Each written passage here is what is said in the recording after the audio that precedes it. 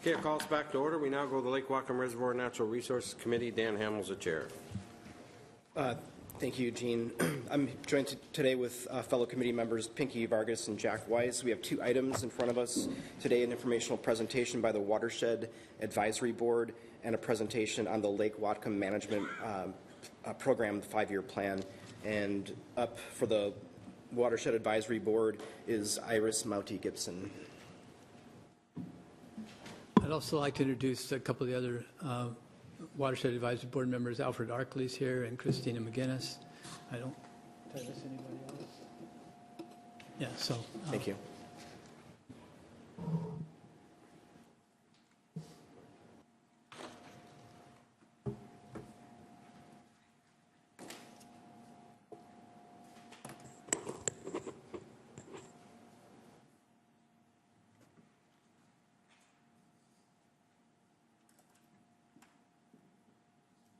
Thank you. Perfect. All right. Afternoon, council members. On behalf of the Lake Whatcom Watershed Advisory Board, or WAB, thank you for the opportunity to present today. My name is Iris, and Claire introduced other members of WAB here today.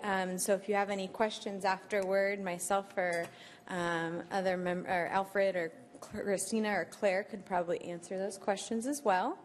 So our presentation today is in 3 parts. We wanted to share with you some background and where we came from and some information about the acquisition program, where we are today, 2014 goals. I know we're a bit into 2015, but it's never too late to wrap up the year before.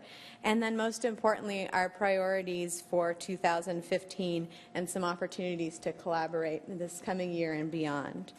So, by way of background, I know many of you have experience either working with or having served on the Watershed Advisory Board, and so I'll be brief throughout this section.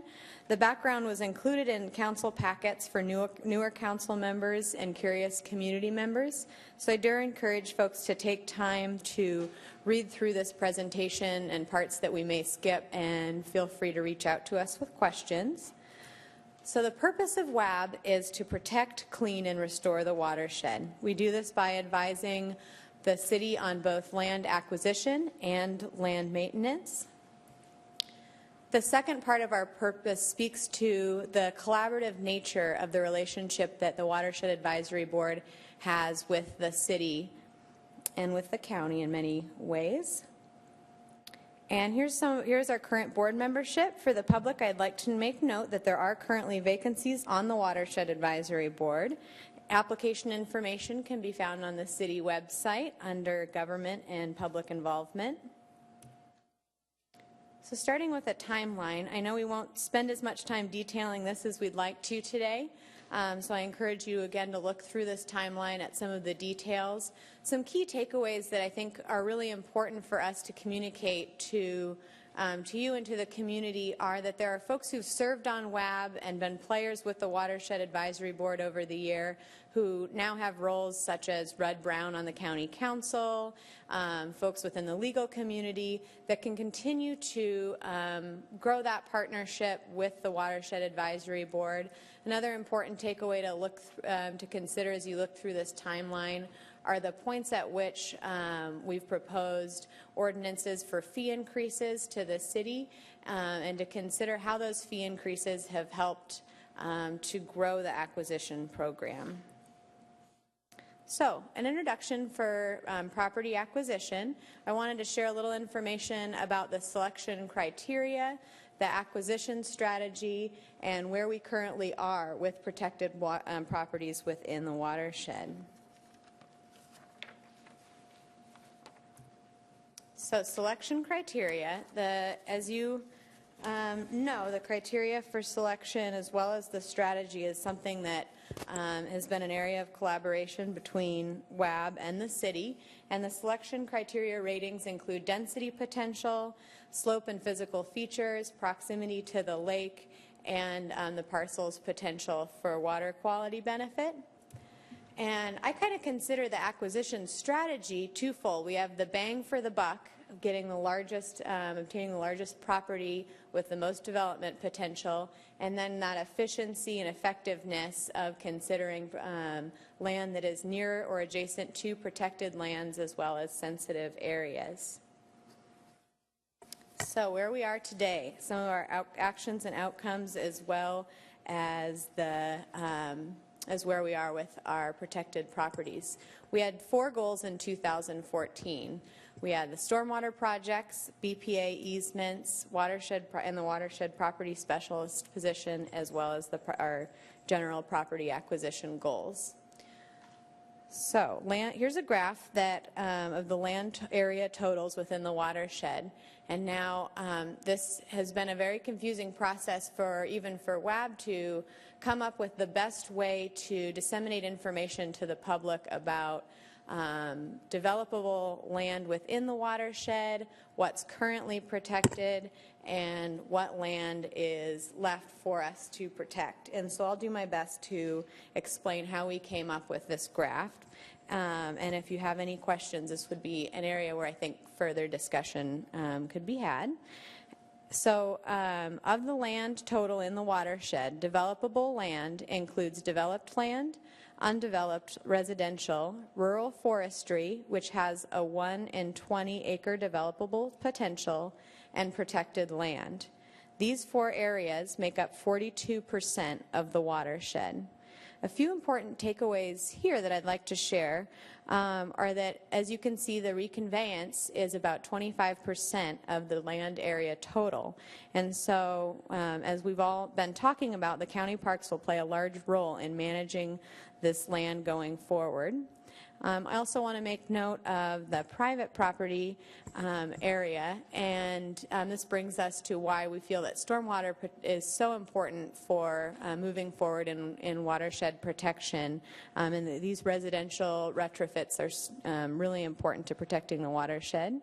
I also want to make note that though roads only are 3% of this total land area, that there is a real potential for us to continue retrofits each time road sections are replaced. For visual learners, we have here a graph, a before and after graph. The left side, of course, is in 2001 when the watershed acquisition program began, and the right side today. The pink notes city protected properties only. And then for the number crunchers, here's some numbers. So since 2001, the city has protected 659 units, totaling 1,914 acres in the watershed. Combined with the county, we've protected 1,890 units, or 3,765 acres. So combined parties have protected almost 29% of that developable land, which, as I stated earlier, is 42% of the land total. So on to some of our goals for last year. One of our main goals last year was working to have the watershed, full-time watershed specialist position included in the budget. And as we presented during the budget meetings, we are grateful that that position was included in the biennial budget. Regarding the stormwater projects, we increased our understanding and gained a lot of key competencies that we believe could be of value to city staff and to council moving forward. On the BPA easement agreement process, WAB worked to support the city, county, and the Whatcom Land Trust in renegotiating the BPA power line corridor easements, and with the goal of implementing a more stringent agreement process concerning the environmental practices. We continued to stay aware of that progress and are looking forward to continuing to do so in 2015. Some other areas of involvement that I think have demonstrated how WAB can grow in 2015 is continuing to review other projects like the Blodell Donovan stormwater and shoreline improvements, as well as following boat inspections, and also meeting with some key stakeholders in the community. This year we worked with 2 examples. We met with Sue Blake from the WSU Extension Water Resource Program and talked about ways that we can encourage residents to understand more about the watershed. We also met with Tom Chisholm, who's the trail manager for the parks, and discussed rogue mountain bike trails being built in the watershed property. So we've continued to increase our awareness of these issues, and I think that that can demonstrate ways that WAB can be a great resource to the city when it comes to helping to be a liaison about these issues. Looking forward to 2015, or I guess looking to now in 2015. So our goals for 2015 include continuing land acquisition and property management, stormwater monitoring, BPA easement coordination, and increasing our community outreach efforts. In regards to land acquisition, we can plan to continue making land acquisition recommendations to the city while also continuing to assess the criteria and strategies of this program. Regarding property management, for the county, WAB's discussed presenting property management recommendations to the county. And regarding the city, we have sort of a twofold goal of supporting the watershed property specialist to update council members and to the community. The position is currently in the queue for getting hired as a high priority for city public works, but coupled with city hiring priorities, the timeline for hiring this position is within this year. We want to present very strongly that we really encourage the city to raise the priority of hiring this position. It's really important, and once it's hired, I think we'll be able to really increase our property management role. We also see our role as a liaison between the city government and community members, sharing both community feedback that we receive at meetings with staff and with council, as well as increasing the public's understanding of forest practices and helping to disseminate information to the community at large. Regarding BPA easements, we hope to continue to work with the BPA to improve easement implementation and ensure agreements meet the goals of both the watershed program as well as the protection of the overall watershed. And community outreach is new in terms of my understanding of the WAB, and that we hope to increase the public's understanding and engagement in the watershed property acquisition program.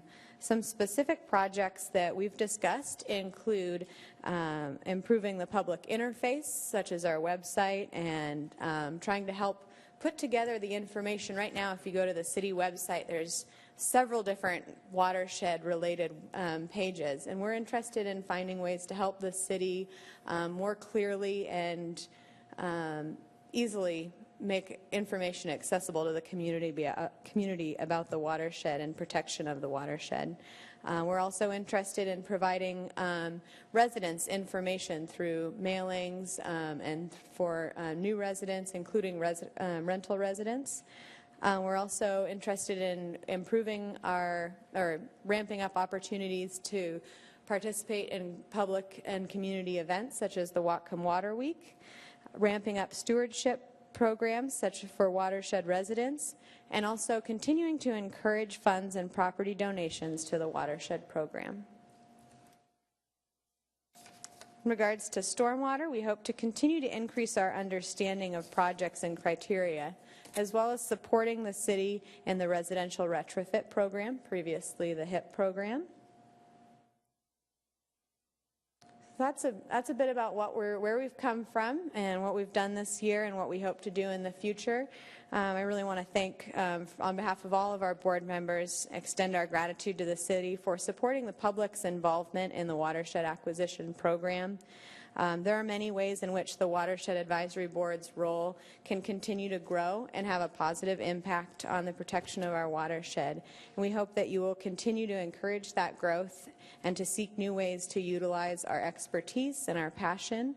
And I also want to encourage any members of the public who are interested in learning more to contact us at watershed@cobb.org or come to one of our public meetings, which are the third Thursday of each month at 7 p.m. at the Public Works Operation Building on Pacific Street. And we'd be happy to answer any of your questions. Thank you. Committee members, any questions for Iris? Jack.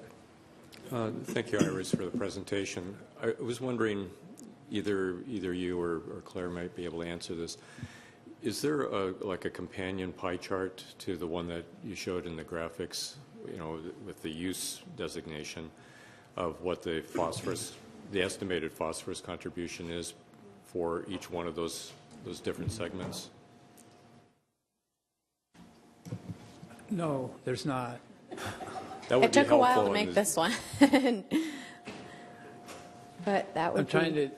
I'm trying to think through what kind of information we would need to make that accurate. We could give it a shot. I mean, I'm just thinking, because the work that Dr. Matthews is doing and also what you and the county are doing, just wondering whether or not, the outfalls of the mouths of the creeks, that we understand what kind of loading there might be coming out of there that could help maybe identify some of that, but we also then understand more about where, the developed areas and what kind of loading is going into the lake because of the developed areas. I don't know. To me, I think that would be a very interesting graphic to go and kind of show the difference between this and what the phosphorus part of it would be. Most of it would be modeled. It wouldn't be based on current data. We have data on tributary monitoring, but we don't have data on those parts of the watershed where the flow is directly into the lake, for instance, or where it's coming from groundwater. That would be a modeled input from the lake based on land use. And my hesitation here is just thinking through what kind of data sets we would need to do that, and we can explore it. Okay, I'm not asking for it. I'm just wondering, if you're thinking along those lines at all. We are in terms of the TMDL and in terms of what it takes to make our model better demonstrate the loading in the lake. So. Okay. Thank you. Vicki? One quick question. I'm wondering, in regards to our alignment with the Lake Whatcom Policy Group, how we work together. For example, you were talking about community outreach and how we're making sure that we're all working together on those same outcomes. Yeah, we've certainly been reviewing documents from the Joint Policy Group and continuing to be aware of the issues that come forward, but we would always encourage more involvement directly and more engagement, invitations to be more directly a part of those conversations. Council members, Michael. Thanks, Dan. So, Iris, I'm going to ask you some questions. I'm not ready to put you on the spot, but it's been, I think, 5 years or more since I was on the WAB, and I want to see if the selection criteria are still as I remember them to be. So the selection criteria are used to make recommendations about properties to purchase, and do you basically make your recommendations based on the selection criteria and the rating that each property gets? Yes, so Claire can speak to the process a little more, but we get the ratings sheet that has come from Public Works and then make those recommendations based on that selection criteria. And does this rating scheme explicitly include costs in calculating the rating score? Yes. Cost is included? Yes. Right, Claire? Sometimes not, because we don't know what the cost is until Patty starts. Lance is right up there. He could answer that question. So that's So my it comes point. in- I it don't comes in remember stages, cost too. always being evaluated. Usually you found a good piece of property, and then you found the price, but Right. it wasn't always explicitly evaluated. And I think the way it's come forward before, we really didn't do a cost-benefit analysis. I'm wondering if now we do something more formal in terms of determining, our purchases based on cost and benefit per dollar. Well, your question was, does the rating process take into account cost? And there isn't anything on the rating sheets. Your question about... It would be very difficult to... Sorry, Lance. It would be difficult. Go use the mic. there's really no way of, in advance, ranking property by cost. I mean, we're looking at erodibility, connectivity, those types of things that are able to be calculated and put into a graph or a model. Whereas cost, it changes all the time. It's also based on availability and willing purchase sellers. Well, that's where I'm going. And when we get to the point where we have a property, yeah, we can determine price per acre or price per unit. And if you look at our purchases over the last 10 years, those rates are all over the place. I mean, in some cases, it looks like it's really expensive, but you look at what it does or what kind of ranking it has, it's well worth it. At least that's what the council has determined on a case-by-case basis. That's where I'm going, Lance, is that the criteria includes the benefit, and then later, only when you know the property and you have a price estimate you're negotiating, can you start making those, benefit per dollar estimations. What I've seen is that isn't done formally or hasn't been done always formally in the past, and I would like to make sure that when it comes to the council, that either we know it hasn't been done or we know it has been done and are shown those results. I remember in particular a very large acquisition where we paid more per acre than we paid for any other property ever except directly on the water. And I don't know if that was noticed because I don't think it was formally evaluated in terms of the cost benefit. I'd kind of like to see that in WAB or staff's deliberations before it comes to council. It is part of our deliberation, and it's a very simple calculation once you have the information, once you've got the seller. And we can make a more apparent effort to display that whenever we bring a property forward, and we'll take note of that. I would appreciate a more specific, explicit discussion of that cost-benefit analysis. Absolutely. Thank you. Okay. Other questions from council? Mayor Kelly. First of all, I want to publicly express my appreciation for the WAB and what they've done over time. It's been a pleasure to work with them, and I enjoy meeting with potential appointees to talk about their goals for our watershed, and I think they put together a really fine presentation here.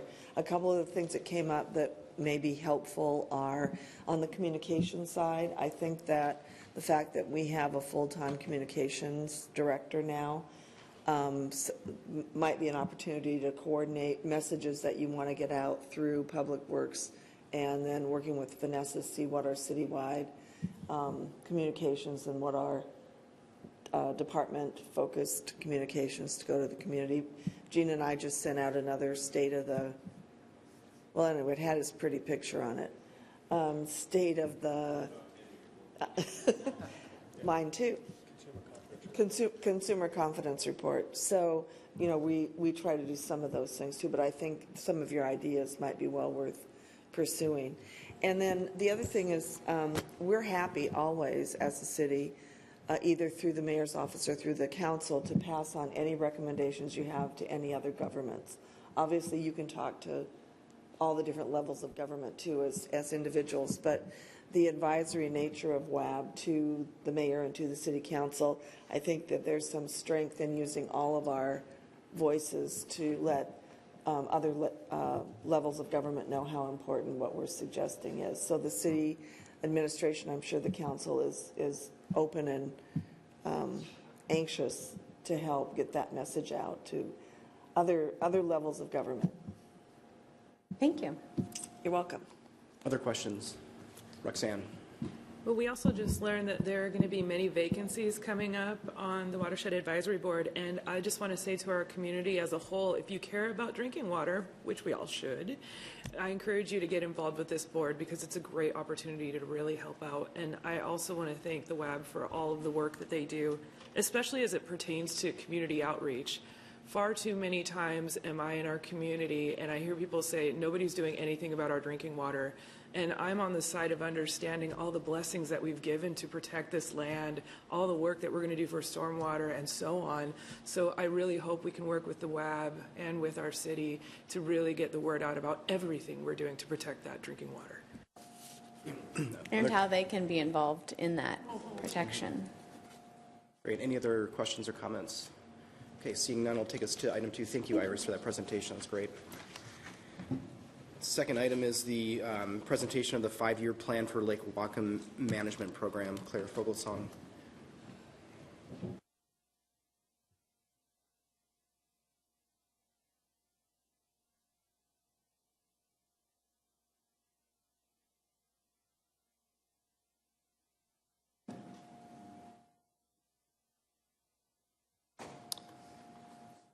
So how much time do I have?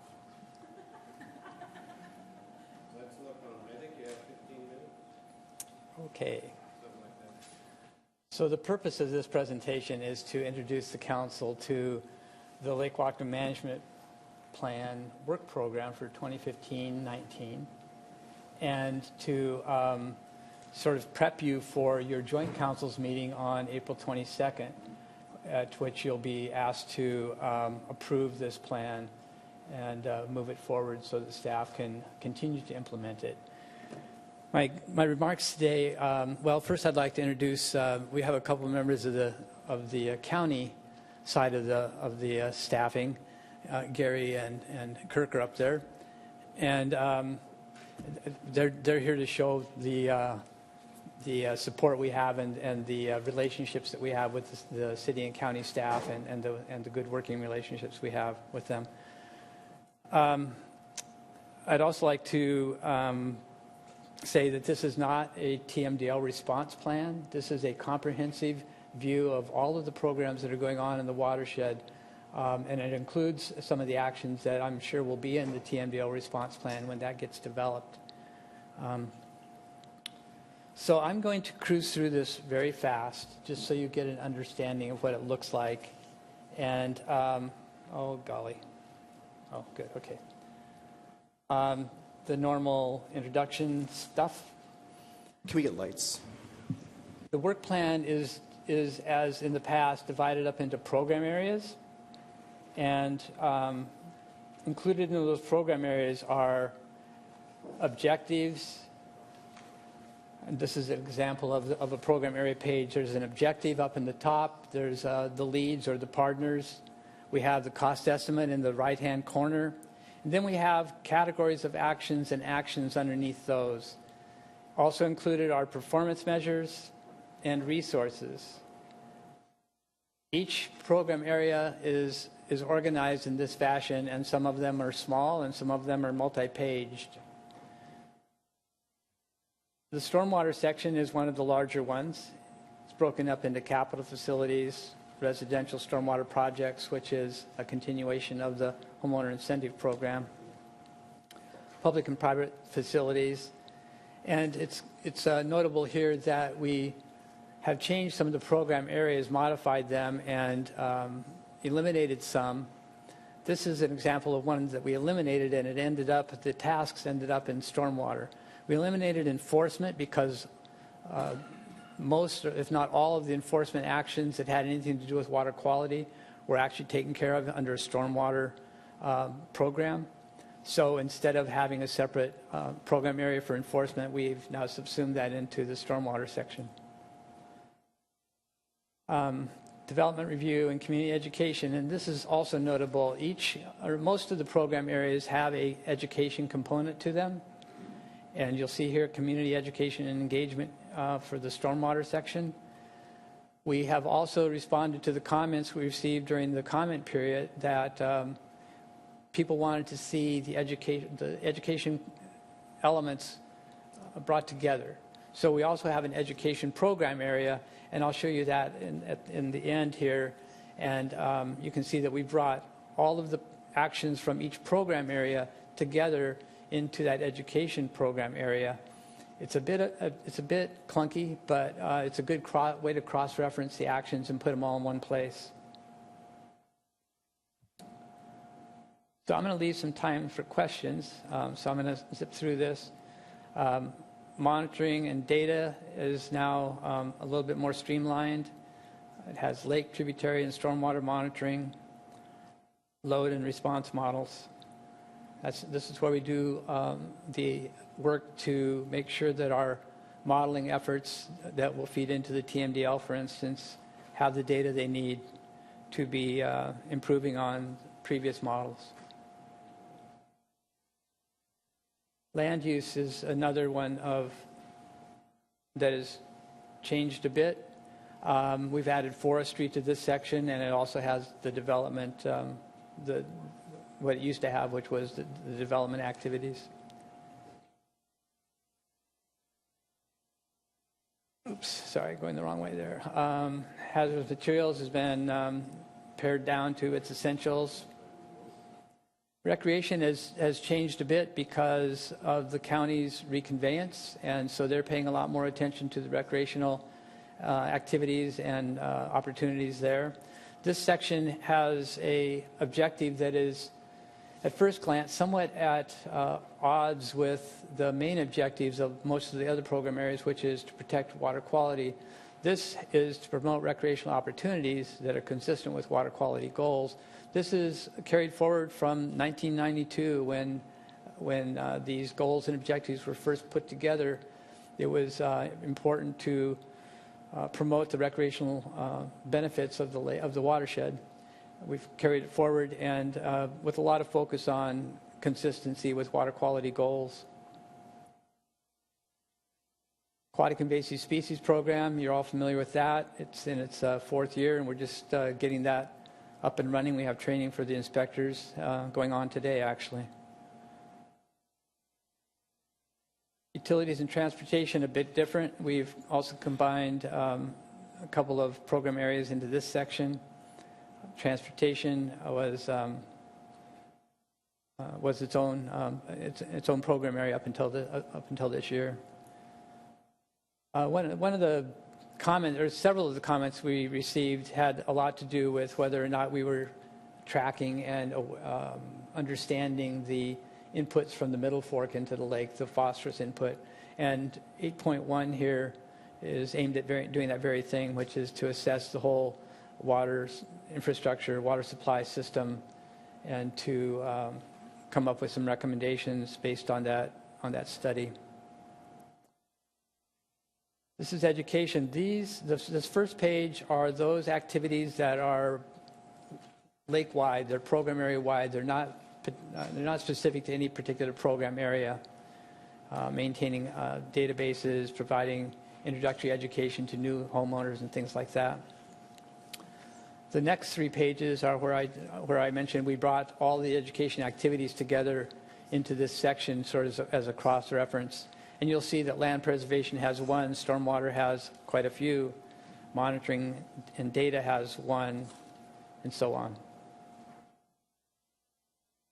Administration, which is a lot of what I do, is sort of, it's there. We have some tables that we've added to the back. This one brings all of the actions together into some tables so they're easily accessible. So all the actions that you find in the program areas are just simply reiterated here with a estimated timeline or estimated time that we will get them accomplished. Quite a few of them are ongoing, as you can see as I scroll through here. Another table that we added was cost estimates. This is for a 5-year period, and it's broken down by program area. And this is stormwater. This is a better explanation of the stormwater capital projects that are included in the stormwater program area. And the last section is we've brought all of the resource information together from all of the program areas into an easily accessible couple of pages. And the web version of this report will have these as live links. Not so much with the paper version, but Okay, that was the quick and maybe have time for a couple questions version. Sure. Committee members, questions or comments?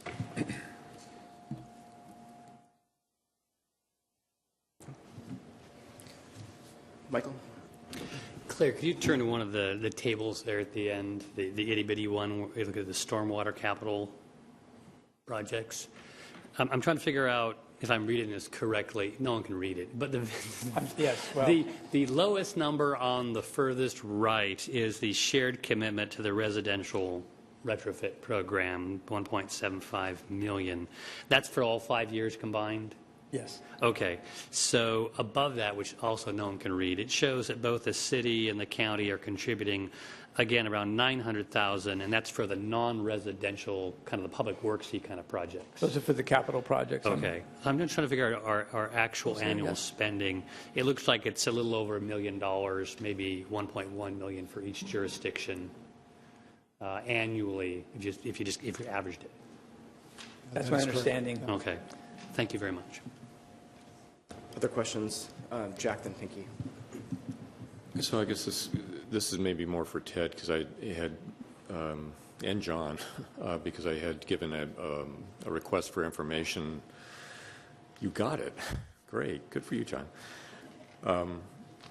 So I had asked some very specific questions associated with, it had to do with the fact that there's a realization that 15% of the acreage in the watershed is in the city limits.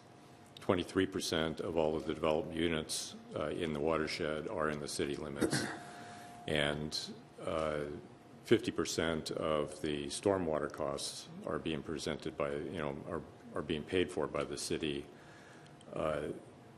as well as a tremendous amount of acquisition costs are being paid for by the city. And I wanted to, I guess, ask some very specific questions that maybe, John, if you would, a response to some of those questions that I did ask a few weeks back. Yeah, and let me just run down through those questions and offer up some responses. One of the questions you posed was about what the intent was regarding the $25 million over the work plan period that would come from acquisition fee revenues. And the answer to that is that at the present guidance that remains from the council at the point that acquisition fee was last adjusted upward was for an approximately 70-30 split between the acquisition program that the Watershed Advisory Board just talked about, and then the stormwater capital side of the program, which includes some of the residential retrofit work that has been alluded to. And so the intent is, until we get different direction, and that would come, of course, or likely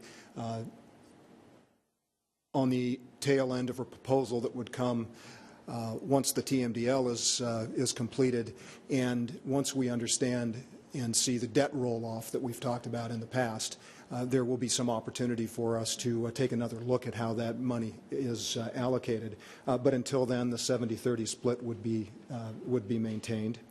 And your second question was what was the approximate amount over the $5 million per year from the surcharge that the city spends in the watershed for protection and remediation from other public works funds.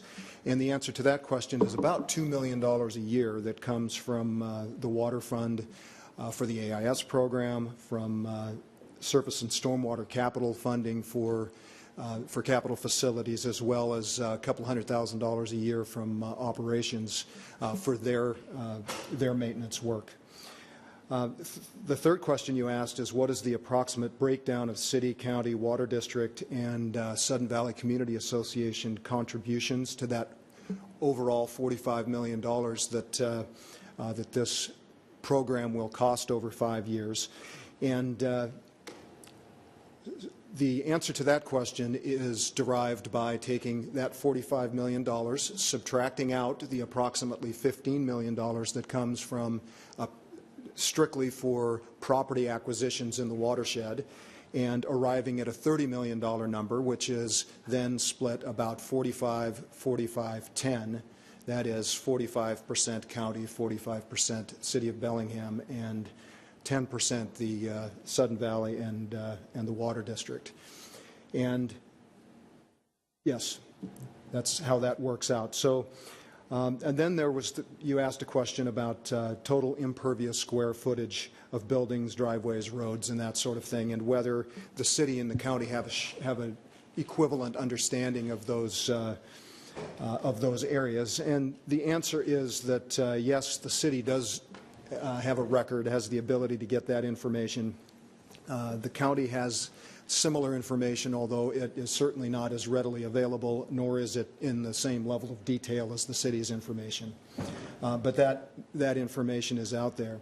And then I guess let me wrap up the sort of line of questioning by recognizing that from a stormwater standpoint, the Lake Whatcom Management Program is focused on the regulatory mandate, and that is about cleaning up phosphorus, reducing phosphorus loading to the lake.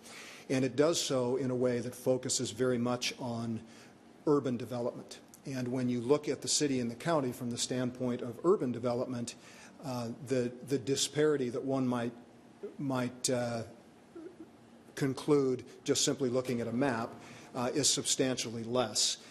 Understanding that Sudden Valley is, there's, I think, 6,000 units or so in Sudden Valley that don't exist, that are in addition to the UGAs and the City of Bellingham, and that the program is working with the Sudden Valley Community Association to come up with solutions for that private development that will help us achieve our goals.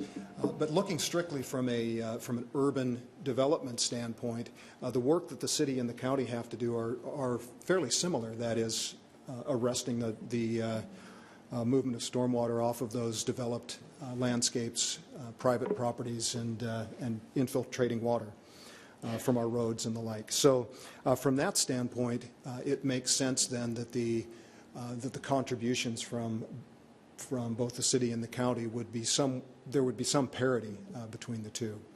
So I hope that answers most of your questions, at least for now. I suspect you'll have some more. Well, you've answered my questions. I guess I have a different interpretation about the last point that you were talking about, because I see, I used to live in Geneva for a few years, and I would say that is equivalent to, in fact, it's more dense than where I'm living at right now in the city. And I would think that Sudden Valley is true, Hillsdale as well.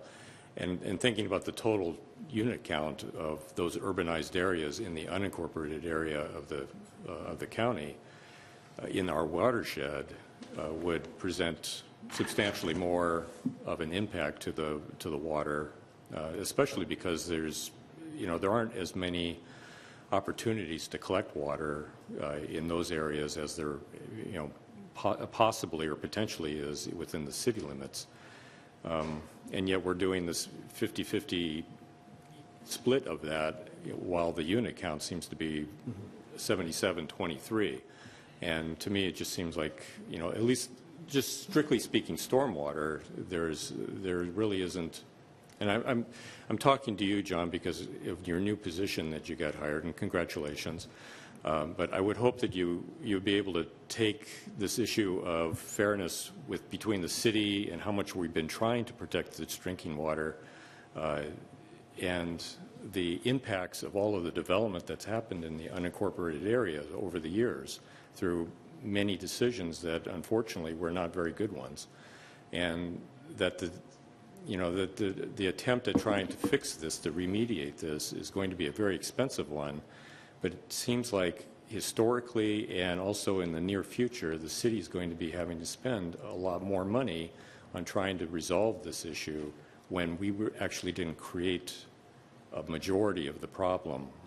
Actually, a significant minority of the problem has really been caused by the city. So that's my message to you as you take on your new role, and I really am happy that you're going to take that on.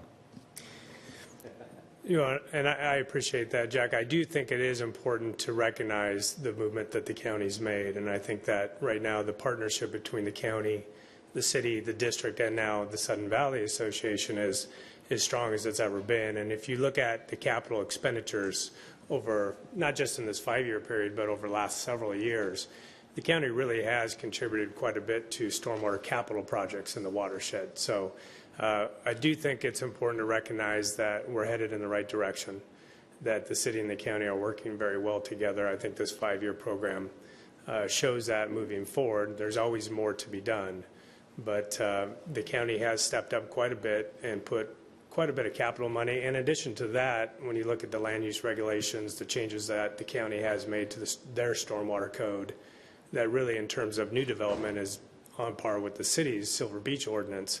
I mean, those are positive steps that the county has made, and I think we're definitely heading in the right direction. And I agree, it's going to be, the future is bright with John over at the county because we certainly work well together, and I think we're headed again in the right direction. Yeah, and my comments about the county as well, I mean, we're light years ahead of what the county actually was doing a few years back. I mean, I very much agree and appreciate what you said, Ted. They have improved a lot.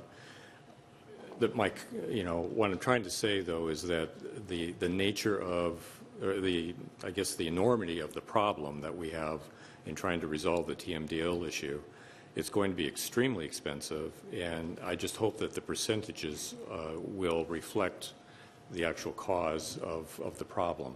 And it gets back to the question I asked Claire earlier about the pie chart.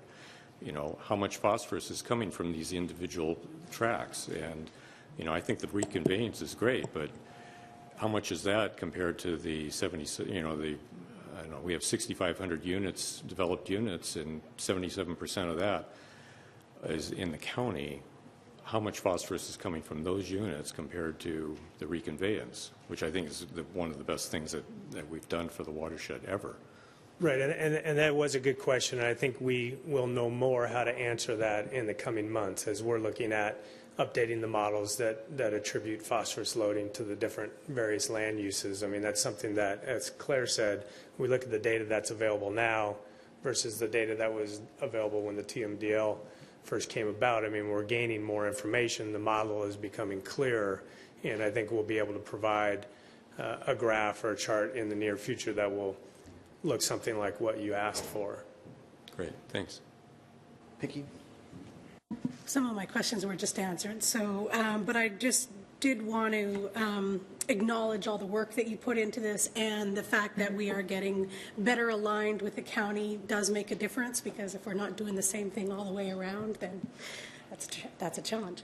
And I did want to emphasize the outreach this year, and WAG just talked about it as well, and I'm on this committee, so I will help in that particular area, but I would love to see our outreach materials be simple, easy for people to understand, and accessible, because this is a very complicated conversation. So I think the more simple that we explain to people how they can participate and how they can be involved is critical to our success. So thank you for all the work you did on this. Thank you. Councilmember, questions or comments? Yeah, I want to talk about glasses half full and glasses half empty. I think you're right, Ted. We're moving in the right direction. One of the ways we're moving in the right direction is the last time I saw a document like this, we were spending like 80% of all the money on land preservation. And land preservation prevents the lake from getting worse, but doesn't do anything to fix the lake. And stormwater was like 15%. In the current plan, stormwater is up to 30% of the monies we're spending. Personally, I still don't think that's enough, because the cleanup of the lake will not come from preventing development. That'll make it not get worse. Cleanup will come from spending more money on the stormwater projects. And I think that's where the focus has been increasing, and that's where I think we'll need to even double going forward. Other comments or questions? Roxanne? Well, my comment is for John. I was going to say this to you personally, but I think it'll be more fun to say it to you publicly. I just want to say I'm really going to miss you. I really enjoyed the time I got to work with you here. You've helped so much with my understanding with everything we need to get done to preserve this lake And I really want to thank you for all the work that you did for our Public Works Department, for all the ways that you've served this city, and also just in general, thank you for being a great leader, and best of luck with your new job.